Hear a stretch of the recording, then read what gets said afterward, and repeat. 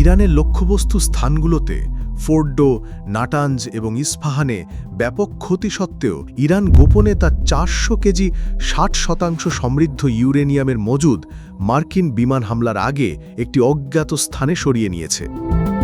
ফোর্ডোতে অস্বাভাবিক ট্রাকের গতিবিধি। হামলার আগের দিনগুলোতে স্যাটেলাইট চিত্রে দেখা গেছে ফোর্ডো জ্বালানি সমৃদ্ধকরণ প্ল্যান্টের টানেল প্রবেশপথের প্রধান সড়কে 16টি কার্গো ট্রাকের একটি কাফেলা সারিবদ্ধ ছিল। এটি অত্যন্ত অস্বাভাবিক ছিল, কারণ এত বড় আকারের গাড়ির চলাচল এর আগে কখনো লক্ষ্য করা যায়নি, যা সংবেদনশীল উপকরণ পরিবহনের প্রস্তুতির ইঙ্গিত দেয়। পরের দিন বেশিরভাগ ট্রাক সাইড থেকে অদৃশ্য হয়ে যায়, যদিও কয়েকটি ট্রাক টানেল প্রবেশপথ থেকে প্রায় 1 কিলোমিটার দূরে দেখা গেছে।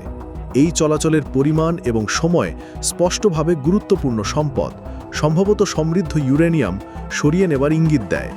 টানেল সিল করার কার্যক্রম। অতিরিক্ত স্যাটেলাইট চিত্রে দেখা গেছে প্রধান টানেল প্রবেশপথের কাছে ট্রাক এবং বুলডোজার অবস্থান করছে। কিছু গাড়ি টানেলগুলো সিল করার কাজে জড়িত ছিল, সম্ভবত পরিদর্শন বা আরও হামলা প্রতিরোধের প্রয়াসে। এই পদক্ষেপগুলো ভিতরে সংরক্ষিত জিনিসপত্র সুরক্ষিত বা লুকোনোর জন্য একটি সমন্বিত প্রচেষ্টার ইঙ্গিত দেয়।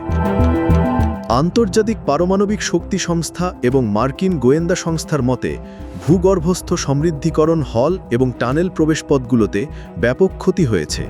কিছু টানেল ধসে পড়েছে বা বিমান হামলার প্রত্যাশায় পূরণ করা হয়েছে। উপরের অবকাঠামো, যেমন বিদ্যুৎ ব্যবস্থা এবং ইউরেনিয়াম রূপান্তর ও বনধাতু উৎপাদনের সাথে সম্পর্কিত সুবিধাগুলো ব্যাপকভাবে ক্ষতিগ্রস্ত বা ধ্বংস হয়েছে। মার্কিন প্রতিরক্ষা গোয়েন্দা সংস্থার ফাঁস হওয়া রিপোর্ট মার্কিন কেন্দ্রীয় কমান্ডের প্রাথমিক যুদ্ধ ক্ষতি মূল্যায়নের ভিত্তিতে এই ফলাফলের বিশ্বাসযোগ্যতা নিশ্চিত করে। তবে মূল্যায়নে আরও উল্লেখ করা হয়েছে যে হামলাগুলো ইরানের পারমাণবিক কর্মসূচির মূল উপাদানগুলো নির্মূল করতে পারেনি। বেশিরভাগ সেন্ট্রিফিউজ এবং সমৃদ্ধ ইউরেনিয়ামের মজুদ অক্ষত রয়েছে। ফলশ্রুতিতে ডিআইএ অনুমান করে যে ইরানের পারমাণবিক উচ্চাকাঙ্ক্ষা কিছুটা বিলম্বিত হলেও তা মাত্র কয়েক মাস পিছিয়ে গেছে, নির্মূল হয়নি। এবার দেখা যাক এই পারমাণবিক সেন্ট্রিফিউজগুলো কোথায় লুকোনো হতে পারে। প্রমাণ এবং বিশেষজ্ঞ বিশ্লেষণে ইঙ্গিত দেয় যে ইরান সম্ভবত ফোর্ডো থেকে পারমাণবিক উপকরণ কয়েকটি সম্ভাব্য স্থানে সরিয়ে নিয়েছে। একটি সম্ভাব্য স্থান হল ইস্পাহান পারমাণবিক কমপ্লেক্সের মতো সাইটের ভূগর্ভস্থ টানেল নেটওয়ার্ক, যা সাম্প্রতিক বিমান হামলার পরেও অক্ষত রয়েছে বলে জানা গেছে। নেকান্দ, যার ভূগর্ভস্থ নির্মাণের ইতিহাস রয়েছে, সেখানেও কিছু উপকরণ সংরক্ষিত থাকতে পারে।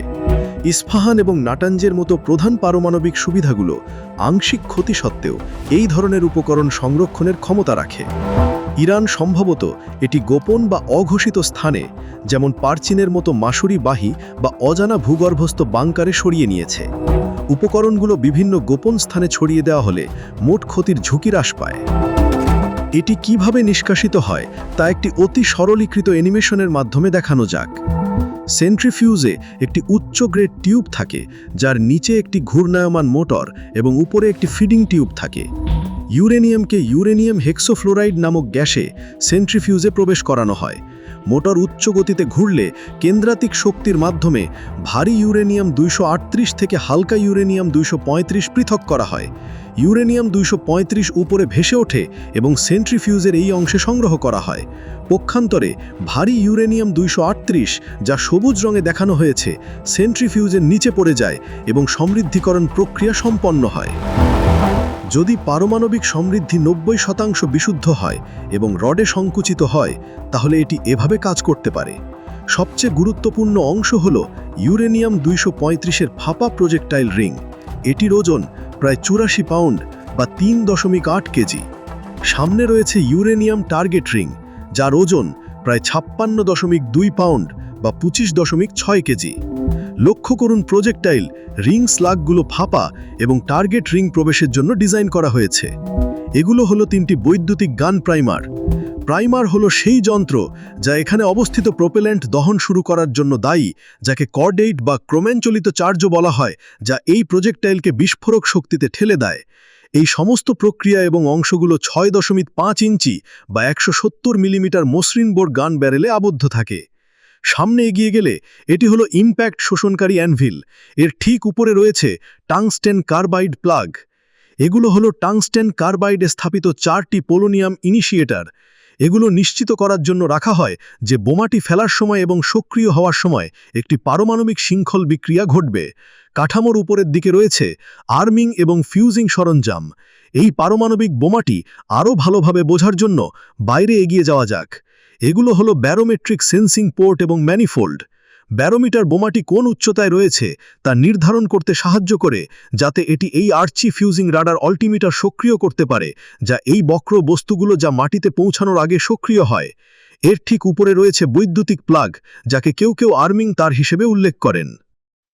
যদি পারমাণবিক সমৃদ্ধি 90% বিশুদ্ধ হয় এবং রডে সংকুচিত হয়, তাহলে এটি এভাবে কাজ করতে পারে। বোম্বে দরজা খোলার আগে 3টি আর্মিং প্লাগ একই করে টানা হয়।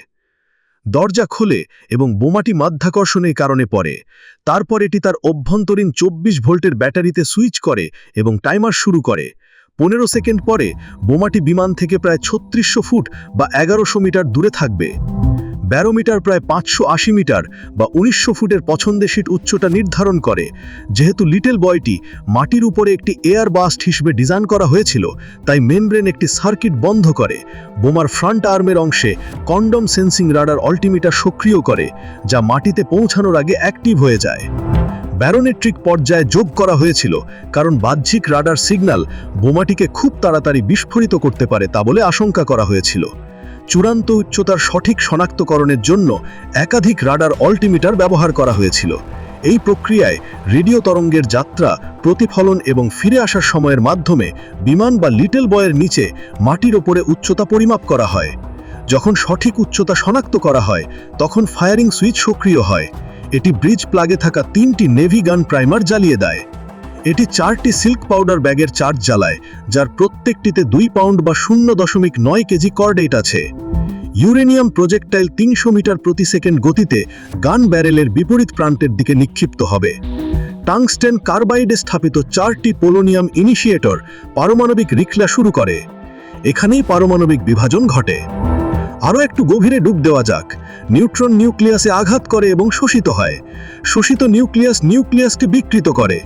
নিউক্লিয়াস বিভাজন করে গড়ে 2 বা 3টি নিউট্রন নির্গত করে।